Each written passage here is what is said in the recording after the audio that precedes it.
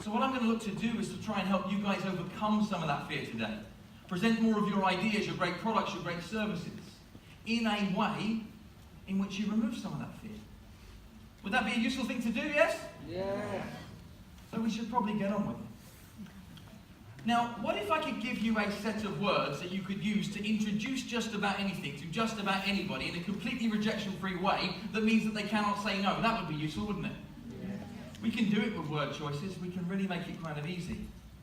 And introducing just about anything to just about anybody requires some basic psychology, but really it wraps itself up in these words. See, if I've got something somebody would quite like to buy, or an idea I'd like them to consider, something I'd like them to take a look at, then what I can do is I can jam these two sentences together, or these two parts of sentences together, to get just about anybody to take a look at just about anything. See, if I was to say to you, I'm not sure if it's for you, your little voice starts to kick in. And your little voice starts to think. It starts to think two things. Firstly, it says, I'll be the judge of that.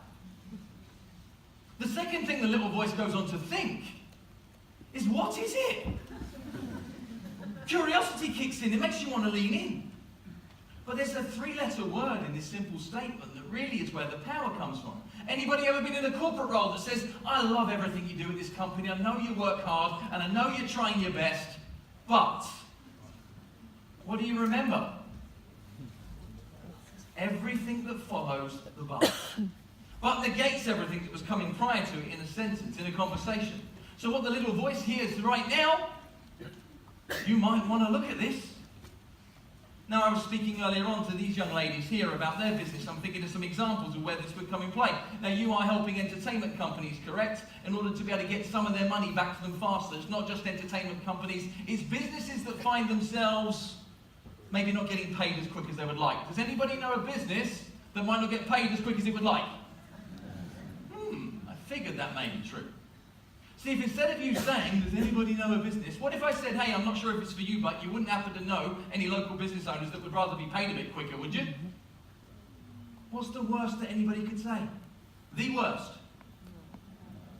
They can't even say that, because now that would be rude. The worst they could actually say is, I'll have a think for you. If that's the worst anybody could say back to you, could you go and take your offer, your product, your service, and bring it to more people in third person? Position it to the left or to the right of them, saying, I'm not sure if it's for you, but you wouldn't happen to know someone that looks like. Even if the person you're looking at is the exact person that you'd like to be able to say yes, because quite often people will come back and say, yeah, me, what is it? Tell me more. But we're planting little seeds in people's minds. These seeds start stories. These stories build relationships. These relationships create opportunities. Now I'm talking to you about magic words. You're probably still thinking, what are these magic words? These are words that talk straight to the subconscious brain. Subconscious brain is powerful because it makes decisions for us without thinking. What it allows us to do is to be able to talk to part of somebody's brain that acts on reflex. Cannot help how it responds. We want it to respond in a certain way, so if we can talk to the part of somebody's brain that has only a yes and a no output, no maybe, we could get more of our own way more often. How many sales have not happened in your business because somebody was stuck in maybe? Not because they said no, because they said maybe. See, this success isn't about moving no's to yeses, it's about moving maybes to yeses. That's where the money is. So magic words talk straight to that part. If any of you are wondering what the subconscious brain is, perhaps still have some concerns about the subconscious brain, it is nothing more than that little voice inside your head. And if any of you are thinking that you haven't got a little voice inside your head, then that's the little voice that's telling you you haven't got a little voice. We all have one. We've got to learn to be able to talk to it. Let me give you a second way that you can introduce just about anything to just about anybody. Show of hands. Who in this room is open-minded? See? Look around. Just about everybody. The only people who didn't raise their hands are the people who wouldn't raise their hand regardless of what I asked. See, just about everybody is open-minded. We can use that fact to our advantage when looking to introduce an idea to somebody. Instead of having a 50-50 scenario when you want to introduce an idea to somebody, I can move it to 90-10 in your favour, purely by introducing the idea with the words open-minded in the preface. Hey, how open-minded would you be to give me 15 minutes of your time so that we could demonstrate to you how we could save you significant amounts of your current services? How open-minded would you be to perhaps giving us a chance for your next event so we can showcase to you how we can perform versus your alternative? How open-minded would you be to perhaps looking at somebody to be able to speak at your next event so it wasn't just internal speakers delivering information? See how that becomes a lot harder thing to say no to, as opposed to would you be interested in? Where are we from a posture point of view in these statements? Well, I got this. Yet what most people do when they think they're selling is they're begging. Do you like giving money to beggars? No. Yet you want people to give money to you. Perhaps one of the most overused words in the words of business is this one. It's the word motivation. It gets thrown around like it's candy. People often ask me, they say, Phil, what would be your definition of a salesperson? And all that a salesperson is to me is a professional mind maker-upper. That's what the role is. We are decision catalysts in some way, getting other people to be able to do stuff. Yeah, we hear this word motivation. It's understanding and true knowledge in what the word means. Gives you everything you need to understand about negotiation.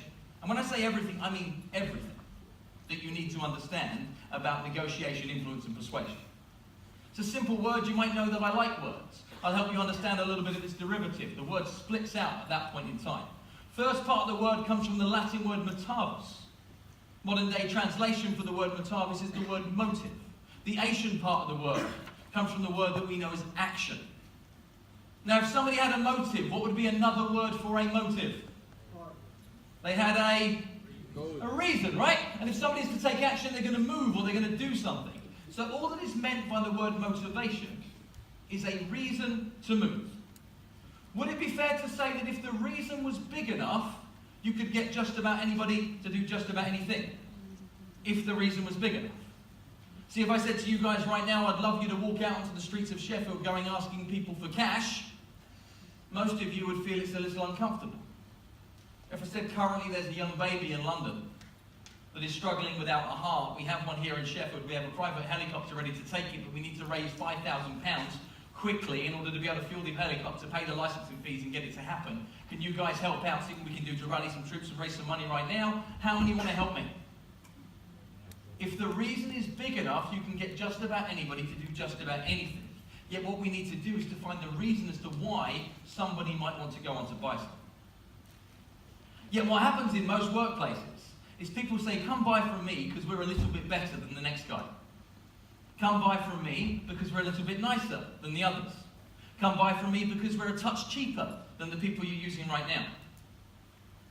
There are only two things that make people move. Only two things. One is people either move to get a slightly better set of circumstances in their life, right? They move towards a potential gain. Or what they're looking to do is to move away from something that they don't quite like. They're the only two reasons people will move. Either for potential gain or to avoid a loss. Does that make sense? Yes or yes? Which one are people more likely to move for? Let me prove it to you a second. Chair was here, right? I saw that earlier. Is any of you ever come home from work tired? Has that happened? Yeah. You come home from work tired, you still got your jacket or your coat, you got your bag, you got your shoes on, you find yourself at the position of the couch. And the couch looks remarkably inviting when you walked in just tired, yes? So you walk in and you plunk yourself down on the couch and it goes something like this. Oh. Familiar with this position, guys? And as tired as you are, you start to think to yourself, you know what? If I went upstairs and put tracky pants, sweatpants on, wow, that'd be way better. Yeah, it would. Oh. I mean, if I lay that way, woo! Game changing. Yeah, that's what would happen. That would be great. Yeah, it would. 2 minutes, 5 minutes, 25 minutes go by. You know what you're thinking inside? This is fine. This is great. See, there's nothing that's going to happen to move you from that, even though you know of hundreds of sets of circumstances that in that moment in time would make you more comfortable, yet still you fail to move, regardless of the knowledge that the thing that you could move towards would make you more comfortable. It isn't until you hear somebody nagging in your ear, telling you how much uncomfortable you're making their life, or that you find yourself in a situation that's different once again, do you find that there becomes a massive need to change. Does that make sense? So we need to drive people away from a change. And we need to make people feel uncomfortable. We need to understand how the mind works with some more magic words. Let's make this quick and easy for you. Do any of you remember being a child? Yes. Just 6 of you. For many, it was a long time ago.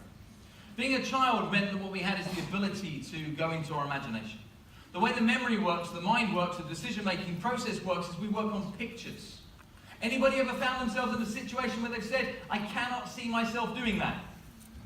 Has that ever been a literal thing? Cannot see myself doing that. It's a physical thing. If you cannot see yourself doing a thing, you will then not go on to do that thing. Every decision has been made at least twice. So if you'd like somebody to do something, the first thing you should get them to do is to see themselves doing the thing. Before you invite them to do the thing, they become more likely to do the thing. This was easy as kids because we could tell stories. We could tell stories to kids, we could insert images into their mind, we could do it with a preface to a simple statement that if we started a set of words with the words once upon a time, kids go, this is gonna be good.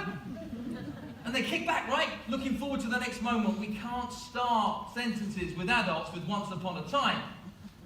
But we can start with these words. Hey, just imagine 6 months on from now, you find yourself in a situation partnered with us and all the efficiencies you wish for in your business are happening today. Teleport. See how that would work? Just imagine if you failed to make a difference and a change in your supply, that you're still in this exact same situation 6 months on from now and nothing has changed. What am I seeing now in terms of what I want to get away from? Is this stuff easy to do, yes or no? Yes. Requires practice. So people make buying decisions on emotional logic. Emotion. Trick question, the answer is both, but emotion always comes first, logic comes second. Ever come away from a customer scenario saying, I don't know why they didn't buy, it just makes sense for them to do it? People don't make decisions based on what makes sense, they make decisions based on what feels right. Let me prove that to you guys a second. Anybody in this room married or been married? The day you asked the question or had the question asked of you, is it because the person you were looking at met your multi-point inspection checklist? Or did it simply feel right at the time? We make some of the biggest decisions in our life based on what feels right. If what we can do with our customers is we can get them into a situation of feeling what it would be like to do business with us before they've done business with us, they will chase that feeling. Does this make sense?